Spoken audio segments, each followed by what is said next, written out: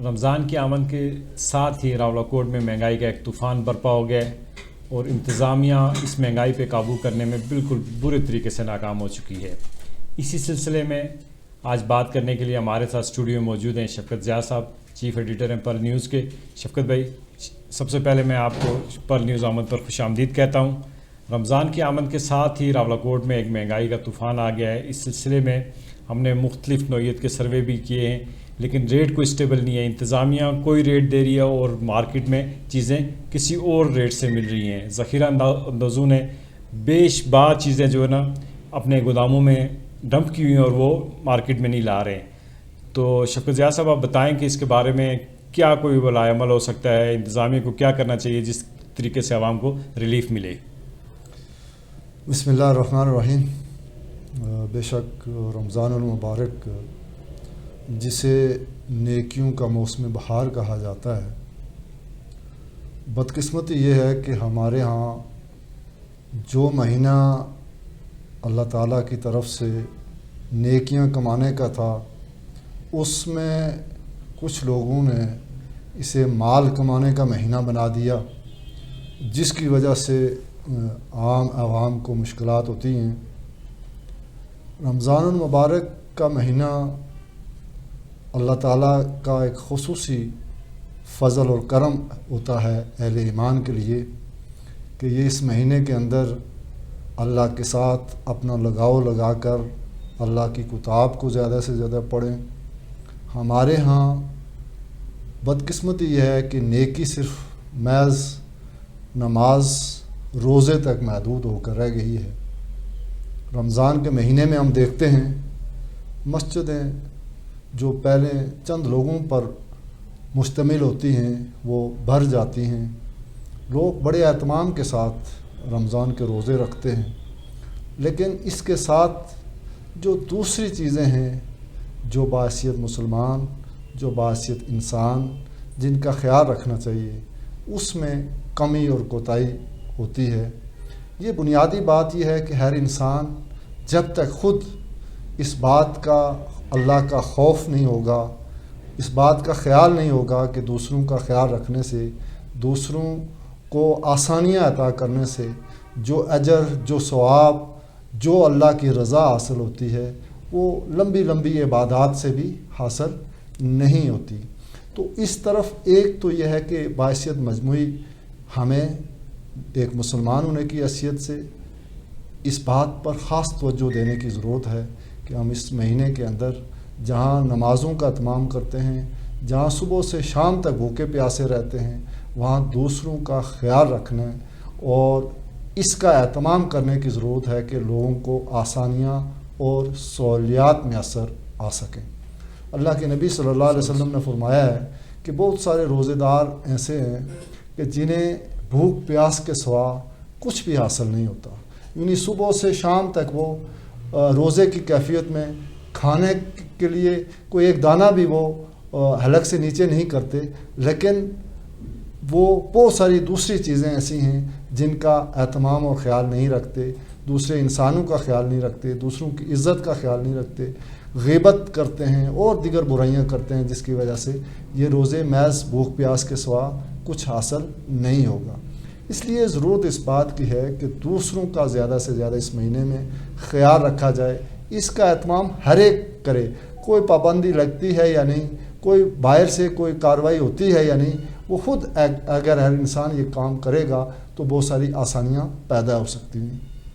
میں نے ایک رمضان برطانیہ میں بھی گزارا تو میں نے دیکھا کہ وہاں غیر مسلموں نے ایک کاؤنٹر بنایا ہوا ہے، جس کاؤنٹر کے اندر صرف رمضان میں یعنی مسلمانوں کے لیے ہے، وہاں سے وہ مسلمان چیزیں سستی خرید کر لے جاتے ہیں۔ یہ رمضان کے اندر غیر مسلم اس کا اہتمام کرتے ہوئے میں نے خود اس کو وزٹ کیا اور دیکھا ہے، اور وہاں پہ جو سستی، ہمارے ہاں اگر شاید کوئی سستی الگ سے چیز موجود ہو تو ہر ایک وہاں بھاگتا ہوا جائے، لیکن وہاں سے کوئی غیر مسلم نہیں خریدتا تھا، صرف مسلمان، کیونکہ وہ مسلمانوں ہی کے لیے ان کے اس مہینے کے خاص احترام میں رکھی گئی تھی۔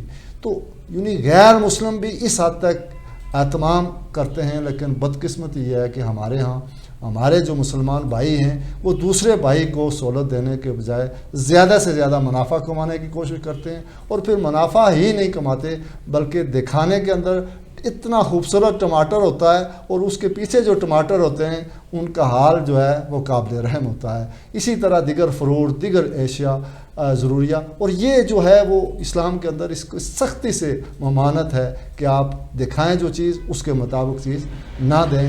یہ چیزیں جو ہیں ان کا ہمیں باعث مسلمان ہر ایک کو، ہمارے بھائی ہوتے ہیں جو دکاندار بھی ہیں جو چیزیں فروخت کرتے ہیں، تو ان کو خصوصی طور پر اس مہینے کے اندر اس بات کا اہتمام کرنا چاہیے کہ وہ لوگوں کو سستی چیزیں دے سکیں، تو اس سے ان کے جو باقی جو عبادات ہیں اس میں بھی یہ بھی ایک عبادت ہے، یہ بھی ایک باعث ثواب چیز ہے۔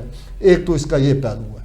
اس کے ساتھ جو دوسری جس طرف آپ نے کہا کہ ہمارے ہاں مختلف ریٹس ہیں، ہر ایک کا اپنا اپنا ریٹس مقرر کیے ہوئے ہیں اور انتظامیہ ریٹس دیتی بھی ہے تو اس پہ عمل درآمد نہیں ہوتا۔ یہ جو پہلو ہے اس پہ بھی جو ہمارے ادارے ہیں ان کو توجہ دینی چاہیے۔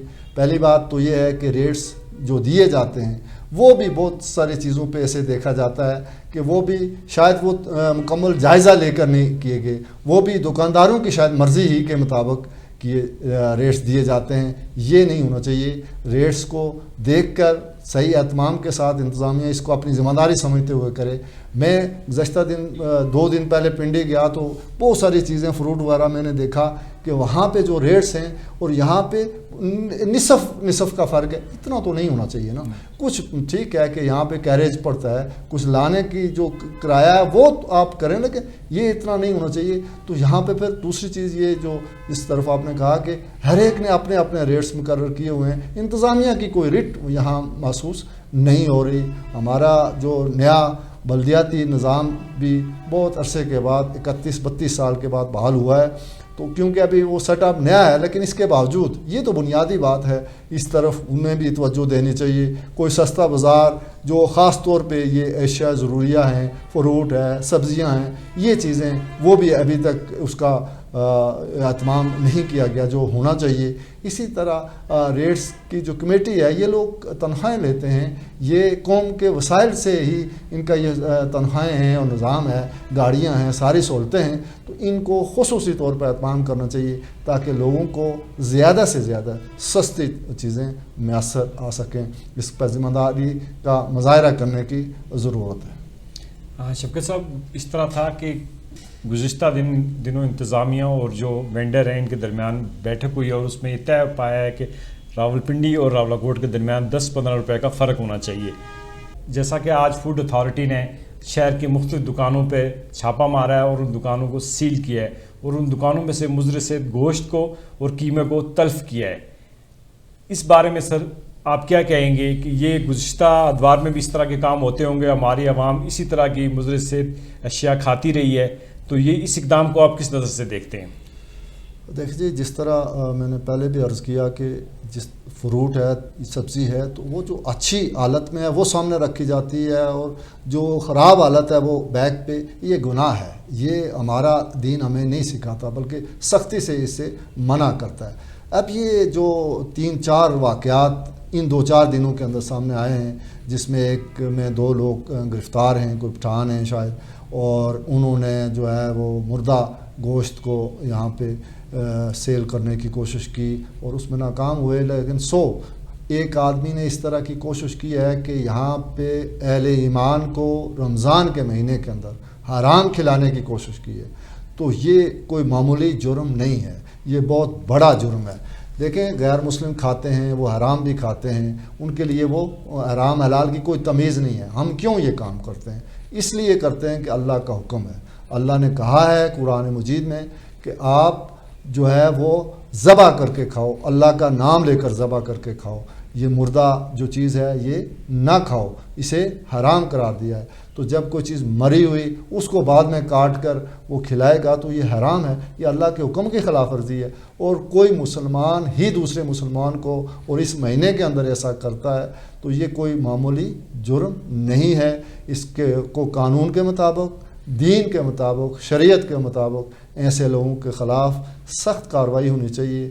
इबरत का निशान बनना चाहिए। ये लोग इस इलाके को बदनामी का बायस भी बने हैं। एक तो दीन और इस्लाम और मुसलमानों के साथ जो ज़्यादती हुई, फिर इस इलाके के साथ जो ज़्यादती है कि इस इलाके के अंदर अल्हम्दुलिल्लाह बड़े पढ़े लिखे लोगों का, बाशाओ लोगों का इलाका है, बहुत अच्छे ताजर हैं यहाँ, दयानतदार ताजर हैं, अक्सरियत में जो हैं वो अच्छे लोग ये कारोबार कर रहे हैं। ऐसे में कुछ लोग जो है वो इस तरह की कार्रवाइयाँ करते हैं, इस तरह के काम करते हैं, उनके ख़िलाफ़ जो कार्रवाई की है ये फूड अथॉरिटी ने, ये मुबारकबाद के मुस्तहिक हैं। इन्होंने 2-3 कीमे वालों को भी जो है वो सील की हैं दुकानें, और वहाँ से भी सुना है कि आंतड़ियाँ और गंदा गोश्त स्मेल आ रही थी, ऐसे वो नीचे तह खाने बनाए हुए हैं। ये कैसा जुल्म है, और यहाँ पे हमारे कुछ लोग यहाँ पे जुल्म कर रहे हैं, तो इनके ख़िलाफ़ सख्त कार्रवाइयाँ होनी चाहिए। और ये काफ़ी नहीं है कि छोटा मोटा जुर्माना करके उनको छोड़ दिया जाए और फिर वो यही काम करते रहें। इसकी पूरी तहकीकात होनी चाहिए। पहले भी कुछ लोग जो आज अगर कर रहे हैं तो ये पहले भी कर रहे होंगे, और इनके ख़िलाफ़ सख्त कार्रवाई होनी चाहिए। बहुत शुक्रिया शफकत ज़िया साहब, आप हमारे स्टूडियो तशरीफ़ लाए। नाजरीन, शफकत ज़िया साहब ने तस्वीर पेश की है शहर के हालात पे। हम उम्मीद करते हैं कि इंतज़ामिया आने वाले दिनों में इन मामलात पे तवज्जो देगी और आवाम को सस्ती से सस्ती अशिया फराहम करने में अपना किरदार अदा करेगी। इसी के साथ अपने मेज़बान आमिर जावेद को इजाज़त दीजिए। अल्लाह निगहबान। Perl news.